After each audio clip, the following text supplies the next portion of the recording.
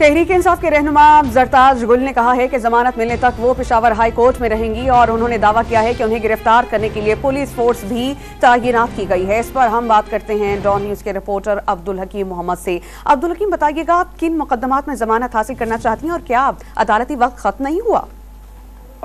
ये जी बिल्कुल, जरताज गुल जो कि पाकिस्तान तहरीक इंसाफ की रहनुमा है, साबिक वफाकी वजीर भी है, इस वक्त भी पेशावर हाई कोर्ट में मौजूद है और तकरीबन आज सुबह से शौकी पेशावर हाई कोर्ट में मौजूद रही है।